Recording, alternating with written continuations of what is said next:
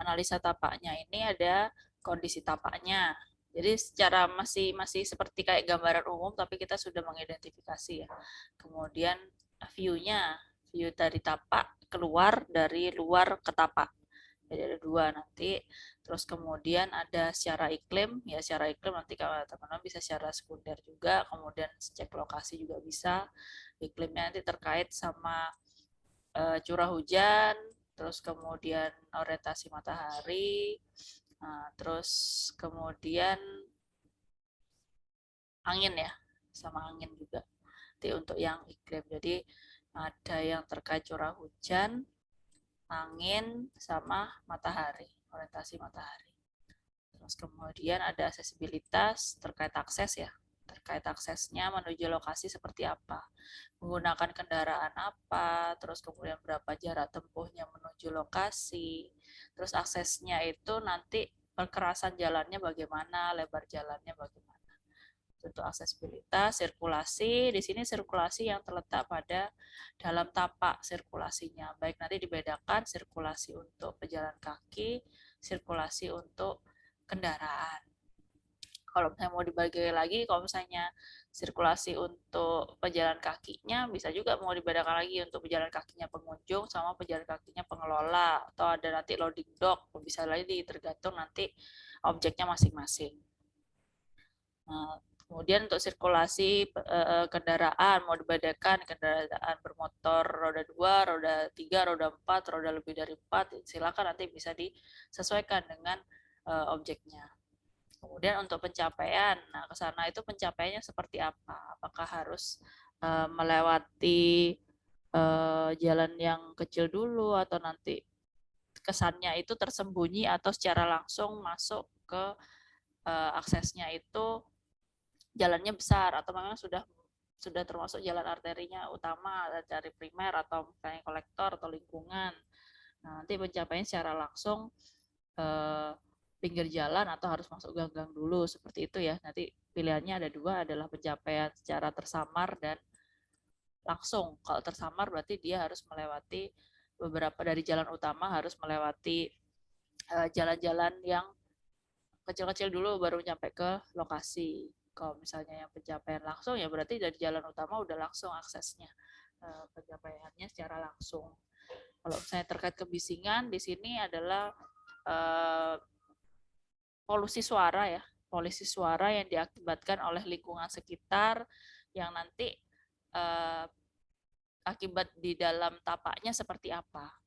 Jadi nanti faktornya adalah faktor eksternal, kebisingan suaranya atau polusi suaranya pada dalam tapak itu mana nanti yang bisingnya tinggi, rendah, dan sedang. Jadi nanti kategorinya itu. Terus kemudian untuk vegetasi, bagaimana vegetasi secara existingnya, kemudian disesuaikan dengan fungsi bangunannya atau objek bangunannya apa. Nah, nanti kira-kira kalau misalnya vegetasi yang di existing itu termasuk vegetasi apa? Peneduhkah, atau vegetasi untuk estetika, vegetasi untuk barrier, pemecah angin, kemudian ada vegetasi yang lainnya, perdu. Nah, dari existing itu diklasifikasi.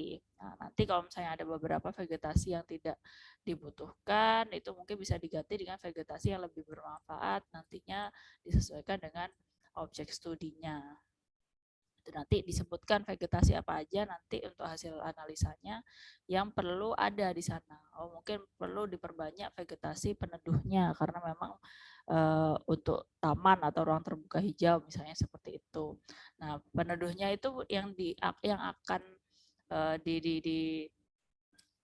ditanam di situ apa? Apakah nanti vegetasi peneduhnya yang dari existing bisa digunakan kembali, atau nanti ada penambahan vegetasi A, vegetasi B, misalnya seperti itu. Nah, untuk tatanan massa, nah di sini tatanan massa nantinya lebih ke penataan masanya, baik nanti penataan massa secara majemuk maupun single. Tapi kalau nggak salah kan teman-teman di sini nanti menggunakan massa yang lebih dari satu di situ. Nah, jadi penataan massanya seperti apa? Nanti ada pola penataan massa, ada yang berbentuk secara linear yang memang dia berada di dalam satu garis lurus linear atau grid ya, biasanya perumahan nanti bentuknya grid misalnya seperti itu. Mungkin ada yang pola linearnya menyebar, itu juga bisa. Ini nanti akan mempengaruhi dari bentuk pola sirkulasi. Oh ya, jadi nanti di sirkulasi ini juga ada pola sirkulasi juga ya.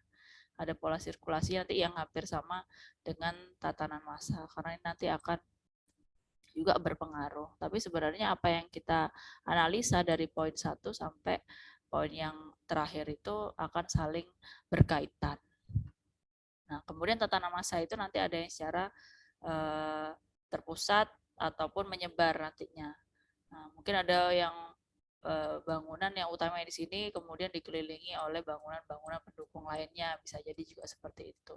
Nanti katakan radial atau radial menyebar atau yang terpusat. Nah, ada juga yang campuran. Nah, campuran mungkin ada juga nanti yang campuran dari yang radial dengan yang grid atau yang linear untuk tatanan massanya. Nah, untuk zonasi di sini kita menentukan dari fungsi ruang.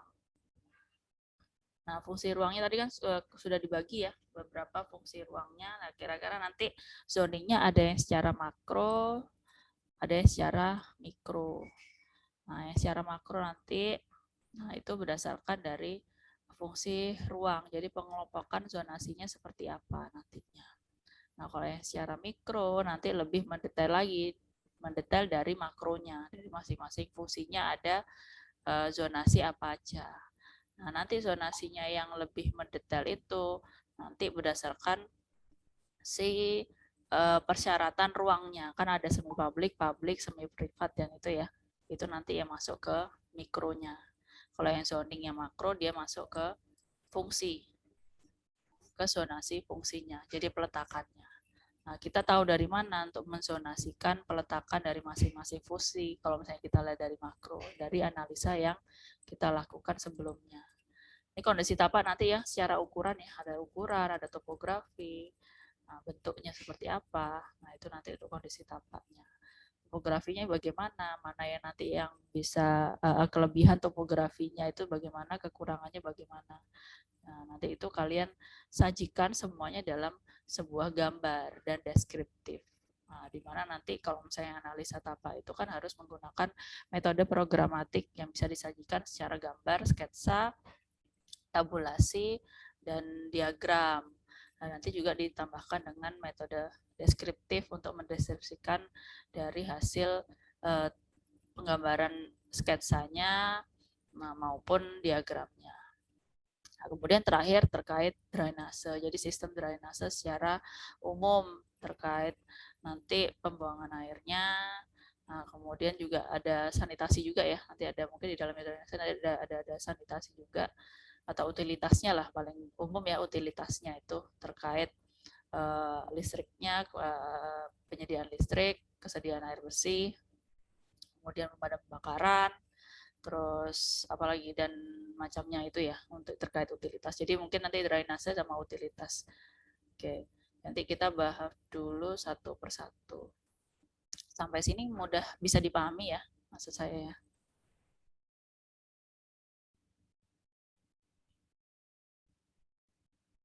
Halo, bisa dipahami? Bisa Bu Dana. Ya, ya silahkan Rahma. Terkait analisa drainase itu seperti apa ya, Bu? Ya, nanti kita bahas satu-satu ya. Ini masih gambaran aja sekilas biar teman-teman juga ada gambaran juga. Oke. Nah, pertama kita bahas terkait kondisi tapak ya, di mana nanti teman-teman harus membahas terkait.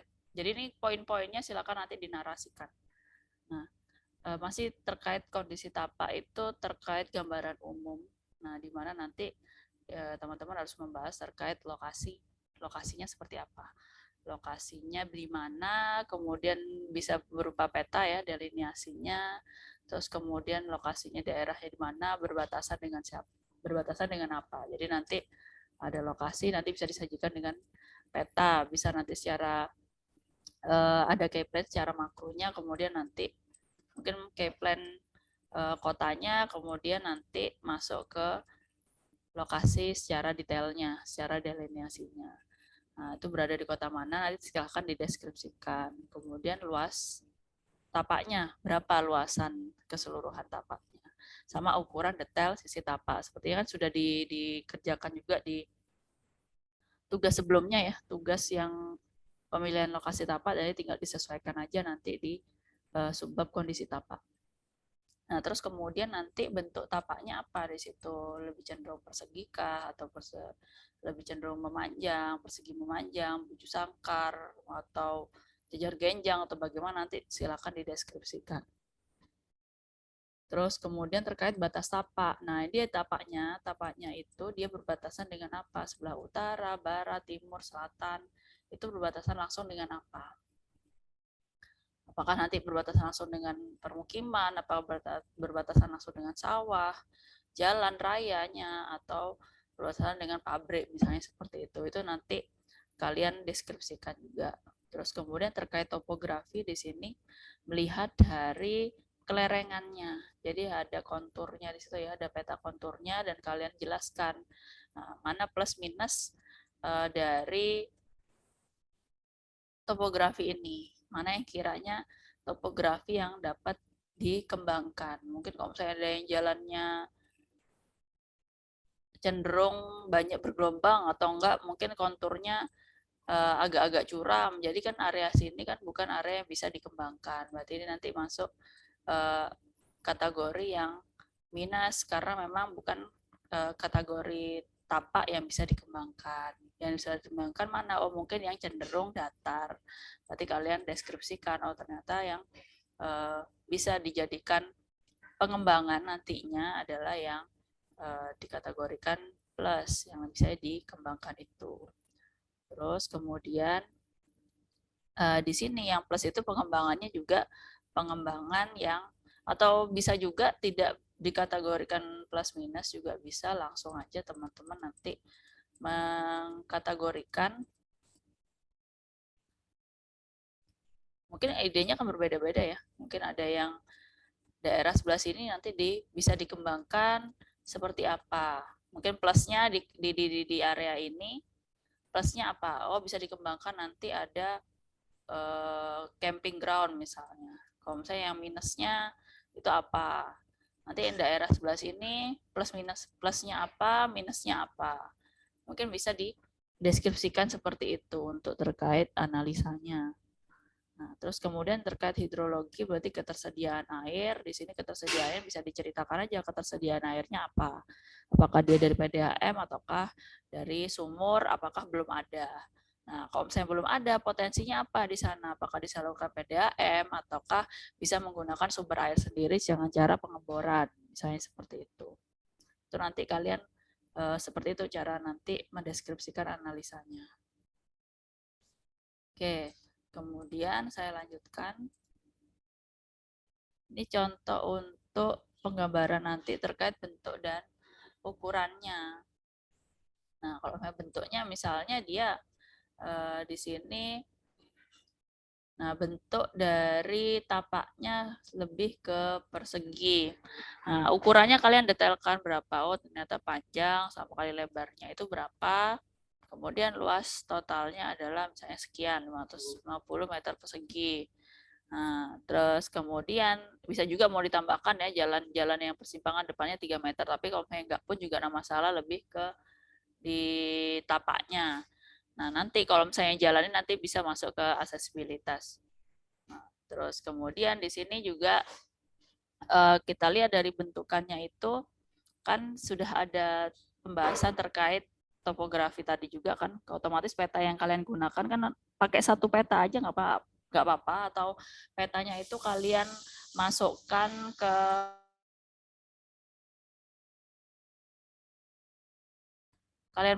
nanti ke ini ya, SketchUp mungkin ya, akhirnya nanti satu gambar itu bisa kalian gunakan untuk semua analisa tapak gambarnya, gambar basic gambarnya, gambar petanya. Nah, jadi mungkin dari peta itu kalian konversikan jadi di tracing ulang mungkin ya di SketchUp itu, atau di CAD kalau misalnya bisa CAD, kalau nggak bisa pakai SketchUp itu dengan ukuran yang bisa disesuaikan. Terus kemudian, nah dari situ kalian bisa digunakan untuk menganalisa satu analisa tapak ini. Oke, saya kembali lagi di sini ya. Nah, dari bentukan dan tapak itu bisa kalian ukur. Misalnya kalau misalnya ini kan contohnya memang kotak ya. Mungkin lebih enak kalau misalnya contohnya itu kotak. Karena di sini pemanfaatannya mungkin lebih bisa digunakan semuanya. Nah, tapi kalau misalnya nanti tapaknya itu atau bentuknya itu agak ini ya agak bermacam-macam, mungkin nanti bisa dibentukkan tapaknya, mungkin ada yang bentuk tapaknya itu yang ada segitiganya mungkin ya, bisa jadi seperti itu. Nah, dari bentuk tapak ini kan kalian akan mendeskripsikan kalau misalnya bentukan tapak ini bentuk tapak seperti apa tampilannya dengan kombinasi mungkin ada sudutan di tapaknya, di side-nya. Nah, kemudian kalian tambahkan juga di sini ukurannya berapa setiap sisinya. Nah, terus kemudian setelahnya itu kalian akan menceritakan, menganalisa dengan cara mendeskripsikan dari kira-kira dengan bentukan tapak seperti ini mana yang berpotensi atau enggak kalian bagi aja. Kalian bagi mungkin kalian sudah membagi mungkin misalnya 2 ya atau enggak mau kalian bagi jadi 3 bagian. Dalam artian 3 bagian ini untuk kalian bisa menjelaskan dengan secara detail. Tapi kalau misalnya mau secara umum mungkin dari posisi yang digambarkan di arsir atau kalian yang arsirnya mungkin jadi 2 bagiannya seperti ini aja mungkin lebih mudah ya. Nah, mungkin dari sebelah sini dengan yang sudutan ini. Nah, mungkin dari yang ditandai dengan huruf A dan B di sini. Nah, dengan kondisi dengan bentuk tapak yang seperti bentuk A itu nanti pengembangannya bisa lebih mudah atau lebih banyak pemanfaatan pengembangannya dibandingkan dengan yang B. Yang B karena muncul sudutan, mungkin diutamakan dengan yang kondisi tapak yang B yang sudutan ini akan digunakan untuk ruang terbuka hijau misalnya seperti itu. Silakan aja bisa dideskripsikan berdasarkan kalian itu persepsinya seperti apa. Mungkin bisa diskusi kelompok atau seperti apa. Jadi dilihat kalau sudutan seperti ini apakah bisa ada pengembangannya, bagaimana pengembangan nantinya. Itu juga sudah salah satu cara untuk kalian menganalisanya. Terus kemudian untuk yang terkait topografi, di sini kan tadi topografi sudah saya jelaskan secara singkat tadi ya, masih di awal ya. Jadi nanti kalian dari gambaran yang satu tadi yang sudah kalian masukkan ke dalam SketchUp itu, kemudian kalian gunakan untuk analisa tapak keseluruhan, itu maksudnya dia akan digunakan basic gambarnya itu untuk analisa beberapa aspek tapak tadi. Nah, kemudian di sini tinggal kalian untuk yang kontur, tinggal kalian jelaskan konturnya di sini dengan ketinggian berapa setiap konturnya. Kan di sini kan sudah kemarin 35, kemudian 40, 45, 50, 55. Berarti dia semakin lama nanti akan semakin naik dia ketinggiannya. Misalnya seperti itu. Nah, terus kemudian di sini kalian akan mendeskripsikan kira-kira dengan kondisi kemiringannya yang seperti ini, dengan topografinya yang seperti ini, lahan mana di tapak itu yang bisa kalian kembangkan nantinya. Kalau misalnya memang semuanya bisa dikembangkan, nah tinggal kalian nanti memberikan plus minus tadi ya. Plus minus mungkin yang sisi sebelah sini seperti apa, sisi yang sebelah sini, atau enggak kalian plus minus dengan kontur dengan ketinggian sekian, nah sampai sekian, itu akan dikembangkan dengan mungkin kalau ketinggiannya tinggi, misalnya ketinggian 55 sampai ketinggian 40 misalnya. Nah, itu nanti di sini kami akan mengembangkan area ini untuk area misalnya RTH-nya atau area camping ground-nya. Karena ini kan jaraknya cukup lebar ya, otomatis di sini masih bisa ada datarnya juga. Nah, terus kemudian agak-agak landai lah, agak-agak landai. Tidak terlalu curam karena jarak antar antar konturnya ini tidak langsung loncat banyak. Nah, atau enggak langsung aja nanti kalau dengan rentang kontur yang sekian, saya akan kami akan mengembangkan ke arah RTH-nya. Tapi kalau misalnya untuk area yang landai dengan kontur sekian sampai sekian, yang akan cenderung datar akan dikembangkan untuk pengembangan untuk bangunan masanya, untuk menunjang dari fungsi ini. Itu juga langsung sudah dikaitkan dengan fungsi ruangnya apa. Nah, dari deskripsi ini bisa kalian nanti akan sketsa. Mungkin kalau saya dulu itu saya print ya, kotaan kosong gitu, lahannya yang kosong itu saya print, kemudian saya akan sketsa seperti yang digambar ini ya, sketsa nanti menggunakan spidol bisa juga. Akhirnya itu nanti kalian yang tahu nanti. Tentu mungkin spidol yang warna ini, ya warna hitam itu untuk masanya misalnya. Kemudian untuk yang area hijaunya kalian pakai menggunakan spidol yang warna hijau. Mungkin kalian bisa arsir juga, itu juga bisa untuk area hijaunya. Nah, dengan lahan yang kosong itu sudah mengklasifikasi atau menggambarkan dari deskripsi yang sudah kalian deskripsikan sebelumnya itu. Nah, kalian tuangkan di gambar itu, di sketsa aja. Nggak usah sketsa bagus, sketsa yang sudah bisa sekiranya orang paham dari deskripsinya itu. Nah, itu kan juga tergantung dari konturnya. Oh, ternyata konturnya itu yang bisa dijadikan bangunan itu berada di sisi yang sebelah tengah, misalnya di sisi tengahnya. Nah, sisi penunjang yang kanan, sudut-sudutan yang kanan kiri atas ini, itu digunakan untuk area terbuka hijaunya, misalnya seperti itu, atau area tamannya, bisa jadi juga seperti itu. Itu hasil kalian analisa melihat dari topografi dan konturnya itu.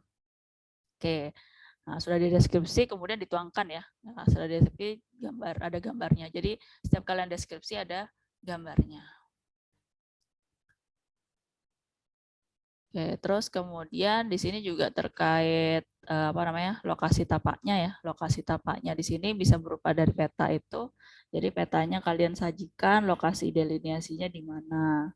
Nah, terus kemudian lokasinya itu kan biasanya misalnya objeknya kalian terkait industri ya. Nah, dari industri ini misalnya Kota Jember terkenal apa? Mungkin dari LIPO, dari pemerintahannya di kantor bupatinya atau alun-alunnya itu berapa kilo untuk menuju ke lokasi tersebut. Nah, itu kalian bisa ceritakan terkait lokasi tapaknya berada di mana. Itu sebagai tambahan ya. Alamatnya di mana. Nah, itu berapa kilo untuk menuju ke situ. Ini yang berupa peta kewilayahan atau kota yang menunjukkan keterkaitan lokasi dengan kota keseluruhan. Jadi yang kalian masukkan yang menjadi ikonik dari kota tersebut menuju lokasi itu dekat yang mana. Kalau misalnya pendidikan, ya berarti nanti kalian tambahkan aja, oh ternyata lokasi pendidikannya itu berdekatan dengan pemukiman secara langsung, hanya berapa kilometer menuju ke situ. Bisa jadi seperti itu. Nanti kalau misalnya yang rumah sakit juga seperti itu, oh dekat dengan area pemukiman. Jadi nanti tinggal kalian pemukiman A, pemukiman B itu berapa kilo menuju ke sana yang terdekat, yang berada di lingkup area itu. Nah, kalau misalnya area yang lainnya yang kalian bahas ini jauh-jauh itu ambil aja yang menjadi ciri khas atau menjadi yang terkenal di kota tersebut apa. Misalnya kalau di Jember ya udah kantor pemerintahan atau alun-alun sama UNED, mungkin sama LIPO. Nah, itu menuju kawasannya itu berapa kilo untuk menempuhnya.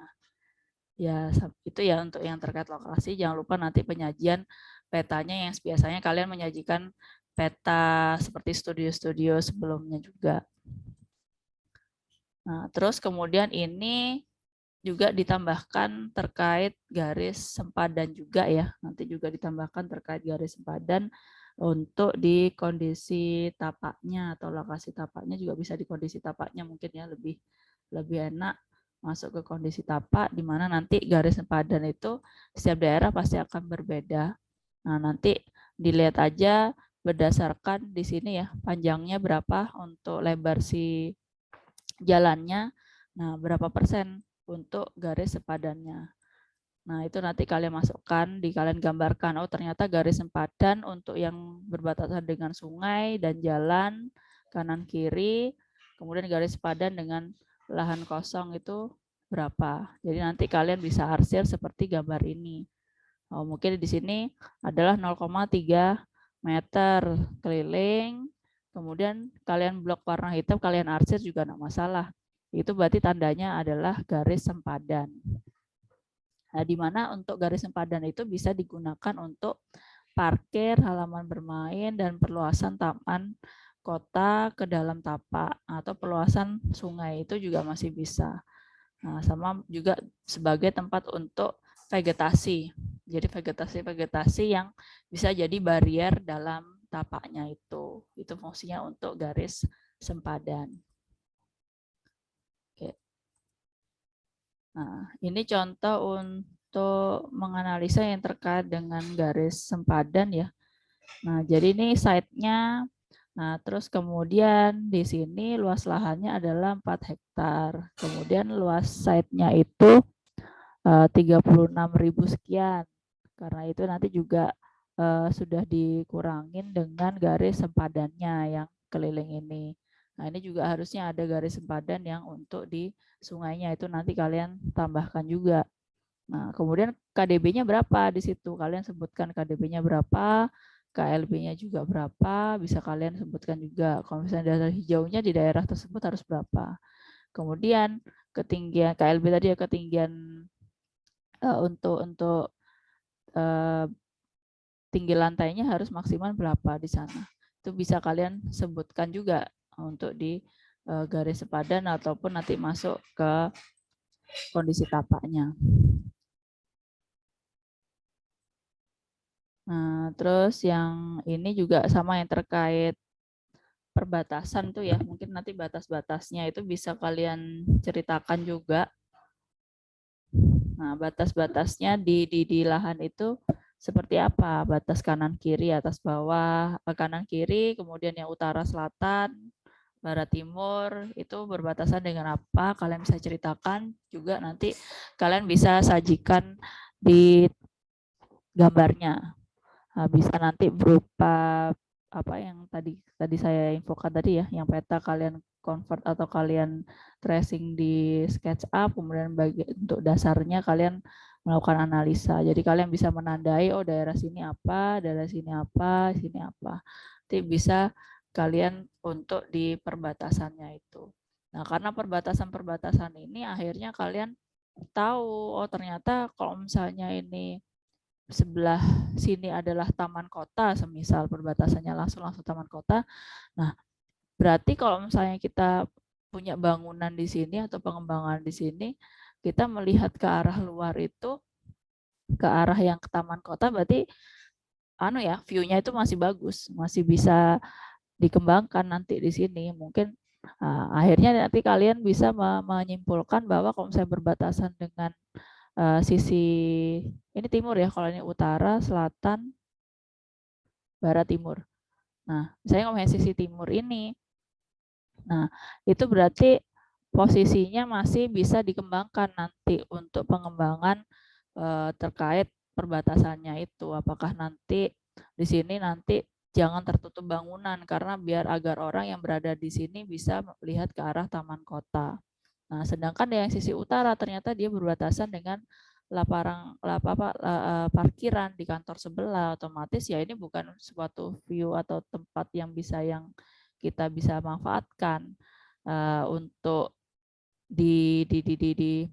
tidak ditutupi. Nah, akhirnya kalau misalnya cuma lapangan parkir ya kita harus bikin barrier aja di situ supaya tidak merusak pemandangan juga dari dalam ke luar. Jadi mungkin nanti kalian bisa mendeskripsikan, oh ternyata yang sisi timur itu dia berbatasan dengan ini. Nanti kalian kan utara apa, selatan, timur, barat berbatasan dengan apa, kemudian kalian deskripsikan di bawahnya bahwa nanti yang berpotensi untuk pengembangan view yang positif atau view yang bisa dipertahankan adalah yang sisi timur, mungkin seperti itu. Karena memang daerah ini berdekatan dengan sungai dan taman kota, misalnya seperti itu. Itu bisa kalian deskripsikan di situ. Nah, tampilan gambarnya, perbatasannya bisa digambarkan seperti ini. Nah, itu secara asumsi, secara kalian survei lokasi seperti apa. Nah, kalau misalnya yang ini bisa juga. Kenapa ini? Jangan tertutup bangunan. Kenapa? Karena ini merupakan jalan utama. Berarti yang sisi selatan dan barat itu bisa dikembangkan untuk tidak diminimalisir perbatasannya karena merupakan jalan utama yang nantinya bisa berpotensi sebagai jalan akses keluar dan masuk. Bisa juga kalian menceritakan seperti itu. Jadi akses yang area barat, selatan dan timur ini tidak tertutup. Nah, karena memang agar orang yang berada di dalam tapaknya kita itu bisa melihat ke area timur, barat, dan selatan, kecuali di utara. Karena utara ini merupakan lapangan parkir yang tidak berhubungan langsung dengan tempat kita. Jadi otomatis bisa juga ini bangunannya akhirnya tidak menghadap ke utara, melainkan ke arah jalan misalnya yang berpotensi langsung, mungkin ke arah selatan maupun ke barat. Nah, antara dua itu. Kalau misalnya ke arah sini kan tidak memungkinkan, mungkin diberi aja akses untuk melihat ke arah sini. Karena kita nanti melihat orientasi bangunan juga selain dari akses jalan utamanya, juga melihat dari aksesibilitasnya juga. Nah, itu nanti akan saling berkaitan nantinya. Ini kalian bisa mendeskripsikan secara singkat dulu terkait perbatasannya, batas-batas kanan kirinya, batas utara, barat, timur, dan selatannya. Nah, terus kemudian, nah ini juga ya, contohnya juga di sini juga dilihat untuk kondisi tapaknya, diceritakan pada gambar itu. Nah, di sini untuk terkait konturnya dia lebih turun ke arah jalan. Terus kemudian kondisi tapaknya itu ternyata di sana ada drainase tapi yang tertutup. Kemudian perbatasannya yang arah timur, perbatasannya arah timur. Ini kan karena di mata anginnya ini timur ke bawah ya. Arah timur dia ternyata berbatasan langsung dengan pedestrian. Ini bisa nanti kalian tambahkan dengan foto-foto yang sudah kalian ambil di lokasi. Jadi dia di depan kalian berdiri sini, kemudian ada berdiri sini, kemudian foto yang ke arah timur apa, yang ke arah selatan apa, yang barat apa, kemudian yang utara apa nih ya mata anginnya nanti berdasarkan ini. Nah, jadi nanti kalian bisa memasukkan, oh ternyata di sini melihatnya pedestrian. Kemudian di sini lihatnya sign-in misalnya. Oh di sini ternyata ada halte. Itu posisinya di mana? Nanti kalian bisa memberikan titik-titiknya juga untuk kalian melihat perbatasannya ya, batas dari tapaknya. Baik juga nanti juga yang sebelah sini juga yang sebelah selatan, sebelah utara sama yang barat bisa kalian tambahkan juga dari foto-fotonya, foto-foto penunjangnya. Nah, kemudian saya masuk ke view.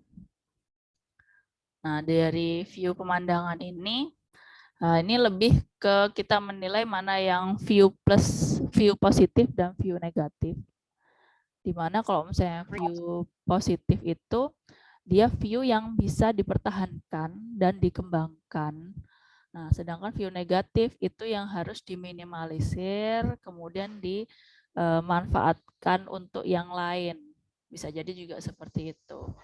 Nah, di mana kalau view positif itu ternyata view yang dari dalam keluar, kalau kita berada di dalam tapak keluar itu bisa dimaksimalkan view tersebut. Itu nanti kategorinya positif. Tapi kalau misalnya negatif, ya berarti belum ada view yang bisa dipertahankan di situ. Akhirnya solusinya adalah digunakan untuk area lain atau digunakan untuk bangunan lain ataupun diminimalisir untuk agar tidak terlihat. Itu untuk yang negatif. Nah, semisal juga di sini view pemandangan. Nah, apa sih pemandangan yang dari kanan dan kirinya itu juga nanti akan mempengaruhi untuk orientasi dari depan bangunannya itu akan menghadap kemana. Sama halnya nanti kan juga berhubungan langsung sama batasan tadi ya. Kan kalian sudah mengidentifikasi batasannya, yang utara, barat, selatan, timur itu seperti apa. Nah, kira-kira kalau misalnya lihat dari lokasi ini kan tadi kan sisi yang sebelah kanan itu merupakan taman, berarti di sini view-nya akan dinilai secara positif karena memang kita akan biarkan dia terbuka untuk orang bisa menikmati juga ke arah taman itu sendiri. Nah, kalau misalnya yang belakang tadi adalah lapangan parkir. Nah, otomatis tidak ada view, lapangan parkirnya bukan lapangan parkir punya kita, tapi punya orang lain atau lahan lain. Nah, otomatis di sini harus ada bentengnya, atau harus ada pembatasnya untuk menghalangi view tersebut. Berarti apa yang mau dikasih? Apakah nanti mau diberi tembok, apa nanti mau dikasih taman-taman yang memang pohon-pohonnya tinggi atau seperti apa? Itu nanti adalah solusi untuk mengatasi view yang dinilai negatif itu. Jadi akhirnya dibatasi. Nah, kalau yang sisi ini kiri sama bawah ini begitu dibiarkan terbuka karena memang dia efeknya melihatnya adalah ke jalan utama. Nah, nanti kalian akan mengidentifikasi ke masing-masing view. Ini untuk view yang dari dalam ke luar tapak. Nah, itu mana yang negatif, mana yang plus. Setelah kalian menyajikan sudah menentukan plus minusnya di mana, nanti tinggal kalian mendeskripsikan. Nah, ternyata view yang dikatakan positif atau yang view plus atau view yang ditandai positif atau plus itu adalah view yang bisa dapat dipertahankan view-nya dan dapat dikembangkan. Nah, nantinya di tapak ini untuk view yang plus ini nanti akan bisa digunakan untuk lahan yang terbuka, misalnya seperti atau taman-taman dengan vegetasi-vegetasi yang tidak terlalu tinggi atau perdu, misalnya seperti itu. Dan nantinya dengan view positif ini, bangunan nantinya juga bisa, dari bangunan nanti bisa juga melihat ke arah view positif. Nah, bagaimana dengan, kemudian kalian juga jelaskan yang view negatif itu di mana saja. Nah, view negatif ini bagaimana, di mana view negatif itu atau view minus itu harus diminimalisir dan dibatasi untuk kita pelaku untuk melihat ke arah tersebut. Nah, itu harus dibatasi. Nah, nanti kalian menyebutkan nanti ke depannya apa yang harus diminimalisir di negatif itu. Adalah view yang mungkin ke arah, kebetulan nih ke arah atas atau ke arah utara, semisal seperti itu ya, ke arah utara yang view-nya negatif. Apa yang harus dilakukan untuk meminimalisir view itu? Mungkin bisa dibuat sebuah taman dengan atau dibatasi dengan tembok atau dengan penambahan pohon-pohon yang bisa menghalangi view tersebut. Akhirnya mengurangi untuk bisa memandang ke arah lapangan parkir itu. Diberi tembok, diberi pohon-pohon peneduh yang atau pohon-pohon barrier yang bisa menghalangi view tersebut. Nah, itu nanti tergantung kreativitas teman-teman nanti mau memberikan rekomendasi apa untuk mengatasi yang plus maupun yang minus. Tapi tetap harus awalnya harus mengidentifikasi dulu ya, mana yang plus, mana yang minus. Kemudian kalian gambarkan, setelah gambarkan kalian deskripsikan yang plus yang mana saja, yang minus mana aja. Kemudian tanggapan kalian terkait view yang positif dikembangkan ke arah mana, yang negatif harus seperti apa solusinya. Nah, itu. Nah, ini juga kalau misalnya tadi adalah view yang dari yang ini ya, yang ini view dari dalam ke luar tapak. Yang ini adalah view dari luar ke dalam tapak, di mana orang-orang di sini, nah apalagi kalau jalannya perempatan gini ya, otomatis orang yang berada di jalan utama ini harus bisa melihat ke arah bangunan itu seperti apa. Nah, jadi mana yang dikatakan positif? Nah, ini pasang positif adalah view yang bisa dikembangkan, yang memang harus dimaksimalkan ya. View-nya itu agar orang yang dari luar tapak itu bisa melihat. Kan nggak enak juga kalau misalnya orang yang dari luar itu tidak bisa melihat itu bangunan apa ya, kalau tidak terlihat. Jadi kecantikan dari bangunan dan fungsi-fungsi dari bangunan atau lahan ini jadi tidak terlihat nantinya. Nah, berarti mana yang dikatakan positif yang harus dikembangkan adalah yang sisi yang sebelah sini dan sebelah sini, dan juga yang dari taman tadi. Tetap yang negatifnya di belakang. Kenapa? Karena tidak perlu orang yang dari lahan parkir itu untuk melihat dari fasad dari bangunannya itu. Nah, nanti kalian juga sama halnya seperti yang dari tapak dalam keluar, itu kalian nanti tinggal mendeskripsikan seperti apa. Yang view-nya yang khusus untuk view dari luar ke dalam. Kalau yang tadi ya, yang atas tadi view dari dalam ke luar. Nah, kalau ini khusus untuk view luar ke dalam, berarti yang minus apa? Oh, ternyata yang minus itu yang berada di sisi utara. Nah, di mana nanti di situ tidak perlu adanya akses orang untuk melihat ke dalam tapak. Nah, bisa juga nanti ya dibatasi dengan pohon-pohon atau tembok itu tadi. Kalau misalnya view yang positif itu ternyata sama seperti view yang ada di dalam ke luar tapak. Nah, itu berada di utara, berada di timur, barat, dan selatan, di mana orang-orang yang berada menggunakan jalan di luar lahan, di luar set atau di luar tapak itu harus bisa harus bisa melihat ke arah dalam tapaknya untuk mempermudah mengenali, oh ini loh fungsi bangunannya seperti ini, oh ini bangunannya itu untuk ini, oh site-nya ini ternyata untuk taman, oh site-nya ini ternyata untuk pendidikan dan lain sebagainya. Nah, kemudahan orang-orang untuk melihat ke dalam tapak itu yang harus dikembangkan untuk view luar ke dalam. Oke. Ini sama juga ya seperti ini ya. Nah, ternyata view yang negatif tadi meminimalisirnya itu tidak hanya untuk dibatasi dengan tembok saja, tapi dia bisa juga digunakan untuk area service di sini. Mau nanti untuk area servisnya mungkin dari untuk tempat genset, mungkin nanti untuk tempat pembuangan sampahnya di situ atau seperti apa. Nah, itu juga akhirnya kita bisa mengetahui, oh ternyata daerah belakang ini tidak perlu dimaksimalkan untuk view-nya. Oh, jadi bisa ditutupi aja. Nah, bisa ditutupi itu juga kita bisa manfaatkan dengan kita membangun sebuah bangunan untuk servis nantinya di situ. Atau lahan-lahan servis seperti pembuangan tadi ya. Kemudian juga bisa juga untuk area parkir, itu juga bisa parkirnya pengelola atau parkirnya karyawan di belakang. Nah, di mana biasanya nanti parkirnya pengunjung kan biasanya di depan, yang karyawan mungkin biasanya di belakang, misalnya seperti itu.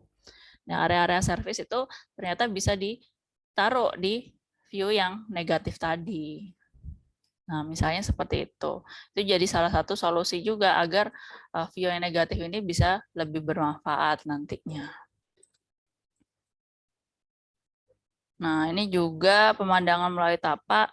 Ini cuma hasilnya sama juga seperti dari luar ke dalam ya, view dari luar ke dalam. Cuma ini kita melihat dari segi tetangganya, tetangga yang bersebelahan ini ya, tetangganya yang sebelah sini. Apakah yang dari sisi A ini ya, ini saya kasih A, B, C, D, E ya. Apakah dari sisi wilayah yang A atau tetangga yang A ini bisakan nggak mengakses untuk melihat dari D? Apakah perlu ataukah tidak? Kalau tidak perlu, ya berarti tidak usah dibahas, tidak usah diadakan, tidak usah dibuat supaya bangunan ini bisa melihat. Tapi kalau misalnya memang dari yang sisi A ini setidaknya perlu juga bisa mengakses atau melihat untuk tetangganya yang D misalnya, berarti otomatis dia sudah membatasi nih, sudah ada batasannya. Nah, untuk yang sisi B juga seperti itu. Dari sisi B kan pasti akan terhalang dengan bangunan di site-nya kita. Nah, kalau misalnya kita buat supaya dia bisa melihat ke sisi yang E, berarti kita tinggal membuat garis seperti ini. Sebenarnya ini fungsinya nanti untuk teman-teman akan menyimpulkan, oh ternyata untuk pemandangan dari A ke D, dari A ke E, dan B ke E, dan seterusnya. Nah, dengan kita bikin garis-garis seperti ini, kita sudah bisa melihat, oh ternyata yang pertemuan banyak garis ini diusahakan merupakan area terbuka. Nah, supaya untuk A ke D, untuk kita melihatnya itu bisa lebih leluasa. Karena kita juga tidak sebenarnya kan tidak memikirkan bangunannya itu sudah terserah kita mau taruh di mana. Tapi kita juga melihat lingkungan sekitarnya, jangan sampai nanti lingkungan sekitarnya itu terganggu dengan adanya bangunan kita atau lahannya kita itu akan dibuat seperti apa. Nah, kalau bisa dengan pertemuan ini, pertemuan banyak garis ini, akhirnya kita menyimpulkan, oh ternyata area sini itu menjadi titik temu pemandangan antara tetangga satu dengan tetangga yang lain. Akhirnya yang berpotongan ini yang nantinya difokuskan untuk lahan yang lebih rendah atau setidaknya lahan untuk ruang terbukanya lebih besar. Nah, yang tidak terbatas itu ada yang tidak ditemukan untuk area yang terpotong, berarti kan yang sisi sebelah sini. Ntar warnanya saya bedain. Jadi kan yang sebelah sini nih. Nah, ini adalah potensi kalian untuk meletakkan bangunannya, masanya. Ini adalah potensi kalian untuk meletakkan masanya. Nah, untuk view luar ke dalam tadi, untuk memaksimalkan kalian arah hadap dari bangunannya mau ke arah mana hadapnya. Jadi untuk yang pemandangan melalui tapak ini, oh berarti terlihat ya dari garis-garis ini ternyata yang diarsir merah ini adalah kemungkinan atau potensi untuk meletakkan bangunan yang sekiranya nanti dengan ketinggian yang mungkin lebih tinggi daripada ruang terbuka atau tetangganya yang lain. Nah, ini adalah potensinya. Jadi nanti teman-teman kalau yang sudah menemukan ini tinggal dideskripsikan bahwa yang saya arsir merah ini atau yang diarsirkan dengan warna merah merupakan area yang potensi untuk pembangunan masanya. Bisa jadi seperti itu. Nah, terus, nah ini juga salah satu contoh bangunan di sini di mana lahannya ini nanti digunakan untuk sebuah taman. Misalnya sebuah taman di mana nanti dia perbatasannya itu ternyata yang sisi sebelah utara di sini dia perbatasan dengan perumahan. Kemudian yang sisi timur dia berbatasan dengan jalan, berikutnya ini juga jalan, tapi ini nanti sesuaikan aja ya ininya fotonya. Nah, kemudian dari sisi sebelah sini dia berbatasan dengan sungai. Nah, kemudian dari sisi yang sebelah sini dia berbatasan dengan jalan juga. Kemudian view-nya ini karena dicampur ya. Jadi nanti tolong kalau misalnya dibuat terpisah aja ya, mana yang view untuk dalam keluar sama gambar dari view luar ke dalam, biar juga tidak pusing nanti teman-teman buat mengklasifikasikannya. Nah, jadi di sini nanti dari lahan ini, oh ternyata yang view dari dalam keluar. Jadi dari dalam keluar kita posisikan dia berdiri di sini. Kemudian dia melihat, oh ternyata yang keluar itu langsung perbatasan dengan jalan. Nah, terus kemudian untuk yang sisi ke utara dia berbatasan dengan perumahan. Yang sisi sebelah sini selatan dia berbatasan dengan sungai, misalnya berbatasan dengan sungai ini ya, berbatasan dengan sungai. Nah, sisi yang sebelah sini dia berbatasan dengan lahan kosong, misalnya seperti itu. Nah, kira-kira karena ini fungsinya dari taman, jadi mana yang plus, mana yang negatif.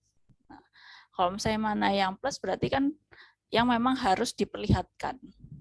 Nah, otomatis di sini yang plus adalah yang posisi jalan, karena orang juga harus melihat posisi jalan utamanya itu di mana. Berarti nanti yang dikategorikan plus. Nah, kemudian ternyata di sini posisinya perumahan. Nah, ini bisa jadi posisinya minus karena memang perumahannya ini langsung berbatasan dengan tembok belakangnya perumahan. Makanya dia jadi minus. Tapi kalau misalnya di sini ada jalan walaupun depannya perumahan, ini bisa jadi plus karena memang aksesnya harus dilihat karena dia itu jalan di depannya. Tapi karena ini posisinya minus karena berbatasan di belakang perumahan, jadi batas langsung di batas belakang rumah, jadi dia kategorinya minus. Nah, kemudian di sini ada lahan kosong yang sebelah sini. Nah, berarti ini bisa dikategorikan plus bisa minus. Tergantung lahan kosongnya ini sawah atau bukan. Kalau lahan sawah, ya berarti bisa dijadikan positif karena mungkin view yang ditampilkan itu lebih enak dilihatnya daripada lahan kosong yang nantinya jadi bangunan. Nah, kalau misalnya sudah tahu di belakangnya jadi bangunan, otomatis sudah langsung aja dijadikan dia view-nya minus dan harus diminimalisir agar orang yang di dalam itu tidak terganggu dengan view yang di belakangnya atau view yang di sisi baratnya. Begitu juga yang sisi yang sebelah sini, ini kan sungai. Gambarnya anggap seperti ini. Sisinya sungai. Ini view-nya apa? Positif atau negatif? Tergantung nanti kondisi dari sungainya. Kalau misalnya memang dari sungainya itu tidak terlalu kotor atau memang bisa dikelola. Nah, itu kalau misalnya jadi view yang existingnya ternyata existingnya tidak terlalu kotor, bisa jadi positif karena nanti bisa dikembangkan. Jadi apa? Oh, mungkin nanti airnya bisa nanti disaring, kemudian yang perbatasan langsung dengan taman kita itu nanti airnya bisa lebih bersih karena memang sampah-sampahnya sudah tersaring di ujung-ujungnya itu. Kemudian kalian mau kelola seperti apa? Apakah ada jembatan menuju ke sini atau seperti apa? Itu bisa dikategorikan positif. Tapi kalau udah sungai kecil, kering, kalau tidak bisa dimanfaatkan, bisa jadi negatif. Nah, negatif apa nanti kalian solusinya? Solusinya apa? Terserah nanti mau solusinya mau ditutup ataukah nanti maunya dibatasi ya, langsung dibatasi di sini agar tadi orang tidak bisa melihat ke sungai, mungkin diberikan tanaman-tanaman yang perdu yang kecil-kecil atau yang tinggi atau langsung aja ke vegetasi pohon-pohon yang tinggi. Nah, itu untuk yang negatif. Jadi bagaimana yang positif kalian kembangkan, yang negatif bisa kalian minimalisir agar tidak terlihat. Nah, kalau ini berpotensi bisa kalian kembangkan, ya bisa kalian jadikan ini positif juga. Tapi kalau misalnya nanti tidak bisa dikembangkan dan harus diminimalisir, dibatasi, ya kalian jadikan negatif. Oke. Nah, ini juga ya nih ya, salah satu juga cara untuk kalian menyajikan gambarnya untuk menganalisa view tapaknya. Nah, di sini view dari tapak keluar. Mana yang negatif, mana yang plus. Kalian plus-plus, kemudian kalian jelaskan, deskripsikan kenapa plus di samping sisi-sisinya. Jadi untuk penyajian gambar, selain itu juga kalian memberikan di bawahnya deskripsi view plus itu terletak di mana saja, yang akan dikembangkan seperti apa, view negatif terletak di mana, dan akan kalian minimalisir seperti apa. Nah, itu untuk analisanya. Nah, kemudian ini ada yang secara iklim, di mana nanti ada iklim secara arah angin, curah hujan,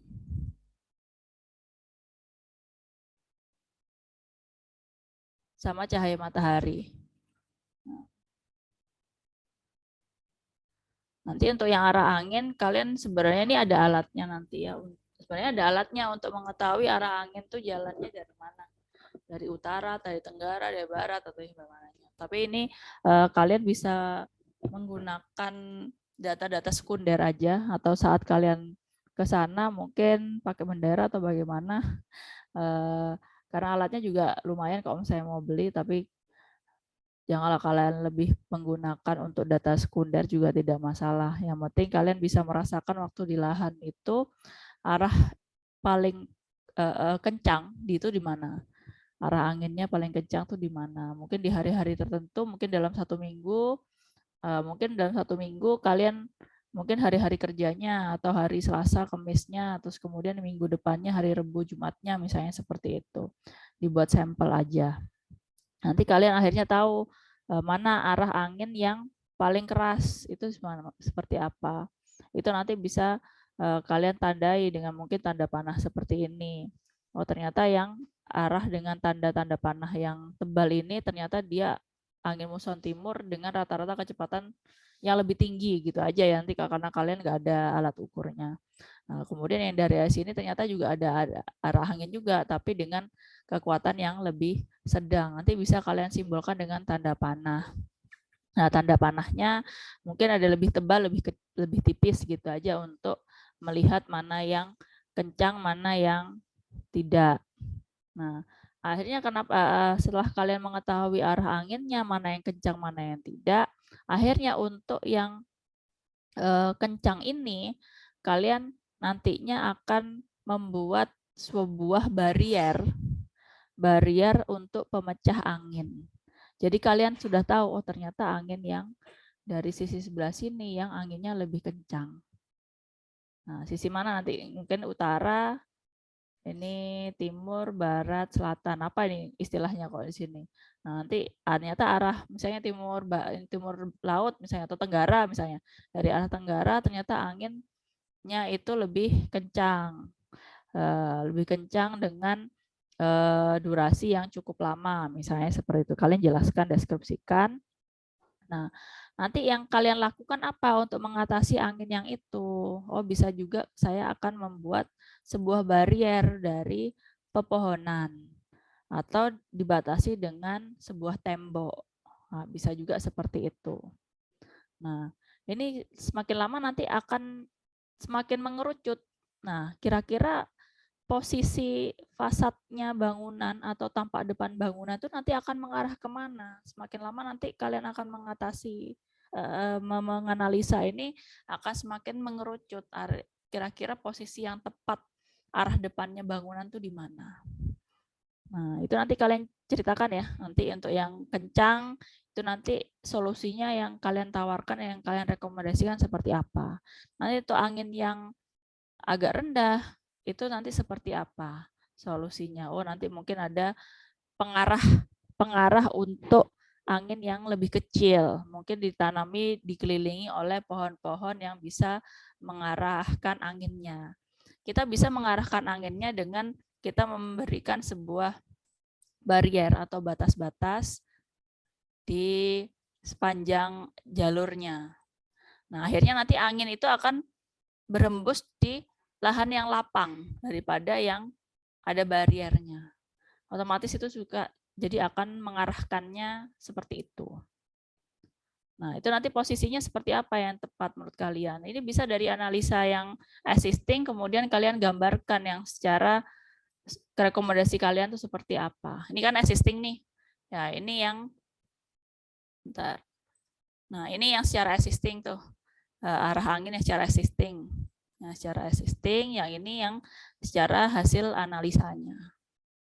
Oh, ternyata di sini saya akan memberikan barrier berupa tembok misalnya.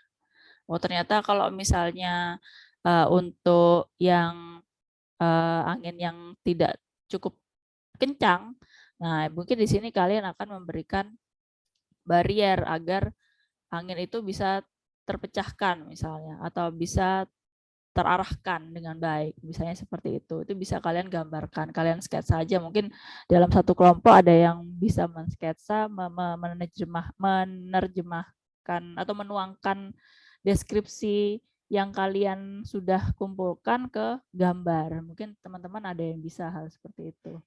Nah, kalau bisa harus ada ya dalam satu kelompok ya. Jadi ada yang secara existing, kemudian hasil analisanya bagaimana tanggapannya. Selain secara deskripsi, nanti juga dituangkan secara gambar untuk semua analisa. Nah, terus ini untuk curah hujan. Kita harus juga tahu curah hujannya nanti tinggi apa enggak. Biasanya kan setiap kota akan berbeda-beda. Mungkin yang ada yang rawan hujannya hujan es, mungkin ada hujannya yang tingkatnya durasinya lama dan tinggi, kemudian deras sekali atau seperti apa, itu mungkin secara sekunder mungkin bisa kalian dapatkan. Nah, secara berita-berita itu juga bisa dari data-data sekunder atau yang memang orang sana sudah bisa tahu, oh karena memang cuacanya nggak tentu, tapi rata-rata hujan itu curah hujannya sangat tinggi dan biasanya arah anginnya itu juga berdasarkan arah ini ya, tadi analisa anginnya itu juga nanti dia hujannya itu berhembus dari mana ke mana. Akhirnya nanti tampiasnya seperti apa. Nah, ini kan kalau misalnya contoh secara existing ternyata hujannya itu derasnya itu berada di arah awan yang sebelah sana. Jadi anginnya itu akhirnya terbawa ke sana secara existing. Nah, nanti tanggapannya kalian seperti apa? Oh, tanggapannya nanti kalian bisa memberikan mungkin daerah sebelah sini diberikan pelindung. Nah, dengan arah si gentengnya mungkin menutupi agar orang di dalam sini lebih bisa bernaung untuk tidak kena hujannya secara langsung. Bisa juga di depannya ini kalian berikan sebuah vegetasi untuk tanggapannya itu bisa seperti itu.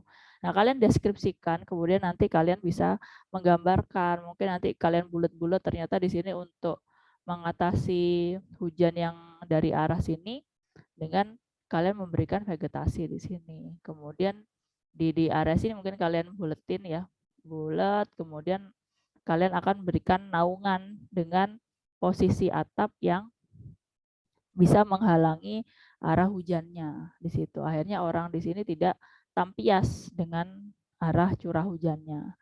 Itu salah satu nanti kalian bisa menuangkan hasil analisa dan gambarnya baik nanti hasil analisa yang berupa deskriptif maupun gambar.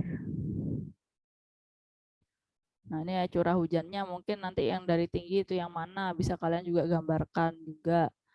Mungkin ada yang dari sini ya dari arah selatan. Mungkin nanti ada ternyata dari segala arah, mungkin dari utara sama selatan dengan waktu yang tertentu ya. Berarti kita untuk menanggapi hal itu berarti harus ada dua sisi yang kita harus lindungi dari curah hujan yang tinggi itu agar orang-orang pelaku aktivitas itu masih bisa terlindungi. Nah, ini untuk salah satu juga arah anginnya. Misalnya kalau misalnya ini ya, kalau misalnya terkait bulan, dari bulan April sampai Oktober ini udaranya rendah. Kalau misalnya dari arah sini. Kalau misalnya dari April sini yang ternyata yang Desember April yang dari sini yang lebih rendah. Nah, jadi kita bisa menyimpulkan ternyata kalau misalnya hal itu terjadi, berarti di sisi sebelah sini bisa juga dibuat sebuah barrier walaupun nanti di sini dibuat apa namanya adanya plaza di sini kan di sini area ini dibuat plaza terbuka guna membiarkan angin menerpa massa dan sebagian penghawaan dari area bagian luar. Jadi memang karena rendah untuk di bulan tertentu dia dibuat area terbuka, tapi tetap di sini nanti harus ada pelindung untuk menuju ke bangunan utamanya. Tetap harus ada pelindungnya walaupun di sini disekitari dengan area terbuka. Nah, biasanya kan hujan nanti atau angin itu akan lebih cenderung mencari celah untuk ini ya, untuk menghembuskan anginnya itu. Semakin rapatnya itu nanti dia mungkin akan terpecah dan akhirnya melindungi dari bangunan yang utamanya. Nah, itu sifat-sifatnya angin ya nanti ya. Bisa kalian tambahkan juga penjelasan-penjelasan tersebut. Dan kemudian kalian tuangkan pada gambar. Nah, untuk cahaya matahari mungkin semua sama ya, dari terbitnya kemudian terbenamnya di mana. Nah, itu nanti kalian posisikan. Kalian bisa gambarkan di situ mana sisi baratnya, mana sisi timurnya, mana yang terbenam, mana yang terbit di situ. Nanti bisa kalian gambarkan sesuai, nanti terserah mau gambar seperti ini atau nanti mau kalian buat 3D pun juga terserah. Pokoknya ada visual gambarnya secara existing. Nah, akhirnya nanti dari cahaya matahari ini kalian menanggapi, ternyata yang dari arah barat, yang dimana itu nanti sumber panasnya itu menjelang siang itu nanti lebih tinggi. Nah, otomatis arah bangunannya bagaimana dari arah barat itu tidak langsung menyerap panas dari cahaya matahari. Apa yang harus dilakukan? Berarti arah hadapnya itu jangan menghadap barat karena dia cahaya panasnya itu Nah, otomatis kalau orang keluar dari bangunan dia langsung kena terik matahari. Nah, itu bagaimana cara minimalisir? Berarti arah hadapnya jangan mengarah barat, misalnya seperti itu. Nah, di sini kan contohnya juga untuk menghadapi hal itu, nanti misalnya terbitnya dari sebelah sini, terbenamnya sebelah sini. Nah, berarti di sini nanti dia bilangnya, oh ternyata bangunannya itu nanti dari arah selatan, di sini ada kaca arah selatan dengan melindungi matahari dari musim panas yang tinggi. Jadi di sini menggunakan kaca juga. Nah, tapi juga ini bisa nanti ditambahkan ada vegetasi-vegetasi agar nanti lebih rindang ya orang yang aksesnya nanti menuju ke bangunan maupun keluar bangunan. Bisa juga nanti arah-arahnya ini bisa dibatasi juga, mana nanti yang kiranya cahaya matahari itu akan mengganggu atau tidak. Yang mengganggu itu kalian harus membatasi dan akan memberikan solusi apa. Nah, kalau bisa nanti arah hadapnya itu tidak langsung menerpa sinar matahari panasnya. Jadi bagaimana kita memposisikan arah hadapnya itu juga berdasarkan cahaya matahari. Walaupun nanti sudah terlihat jelas kok arah hadapnya bisa antara jalan satu dengan jalan yang ini. Tapi kita sesuaikan lagi berdasarkan arah anginnya tadi, curah hujannya ke arah mana, kemudian arah mataharinya. Jangan sampai orang keluar masuk dari bangunan tersebut langsung kena terik mataharinya yang panas. Kalau terik mataharinya yang masih agak sejuk, mungkin yang pagi sebelum jam 9 atau yang sore setelah jam 2, jam 3 yang tidak terlalu panas, bisa jadi alternatif untuk arah hadapnya, untuk menghindari cahaya matahari yang panas dan terik. Makanya itu kalian harus tahu arah cahayanya itu dari mana ke mana. Nah, akhirnya kalian merekomendasikan, oh ternyata yang bisa jadi alternatif potensi arah hadapnya berdasarkan cahaya matahari itu berada di sisi, misalnya sisi yang sebelah sini dan sini misalnya, atau ke sebelah yang kanan atau yang kiri atau yang atas, misalnya seperti itu. Nah, itu nanti kalian jelaskan yang sisi kanan sama yang atas itu bagaimana. Nah, kemudian yang lainnya yang bukan arah hadap untuk mengatasi, untuk peredam panasnya, kalian memberikan apa? Bisa jadi nanti dari fasadnya kalian akan memberikan selubung bangunannya di lebih ada pelindungnya, atau enggak ada kan dikelilingi oleh tanaman-tanaman yang nantinya bisa menghalangi teriknya saat di musim-musim yang panas atau kemarau itu. Nah, jadi ada jarak secara existing, kemudian kalian mendeskripsikan rekomendasinya, kemudian dituangkan pada gambarnya itu. Nah, ini juga contoh untuk pergerakan matahari ya. Ini juga sekaligus sama rekomendasinya seperti apa. Oh, ternyata di sini matahari terbit sampai terbenam. Nah, ternyata area yang sebelah sini sebenarnya kan ada ya, ada itu alat nanti aplikasi itu nanti untuk mengetahui kalau bangunan di situ nanti kira-kira yang akan berdampak dengan posisi mataharinya itu posisi mana yang hawanya itu akan lebih panas atau tidak. Alatnya ya namanya Ecotech itu ya, Ecotech. Jadi nanti mungkin kalian nggak sampai situ karena itu nanti ranahnya arsitek, tapi setidaknya kalian secara umum bisa merekomendasikan dengan posisinya nanti seperti apa. Nah, terus kemudian untuk mengatasi arah cahayanya itu bagaimana nantinya? Apakah nanti pakai pelindung untuk matahari, misalnya seperti pasang sun shading atau sunscreen, sini bukan sunscreen lah buat badan itu ya, sun shading gitu ya, untuk mengurangi terik cahaya matahari yang masuk ke bangunan. Nah, sedangkan untuk yang sebelah sini misalnya, oh ternyata di sini potensi cahayanya itu bisa ini dimasukkan ke dalam bangunan. Mungkin kalian menggunakan material kaca nantinya di bangunannya. Kemudian atapnya juga atap yang bisa meneruskan cahaya ke dalam bangunan. Nah, untuk matahari yang terik ternyata berada di belakang. Apa yang harus dilakukan di sini? Oh, ternyata harus dilindungi dengan sun shading tadi. Atau memang tidak ada meminimalisir penggunaan kaca untuk meneruskan cahaya mataharinya itu atau teriknya itu.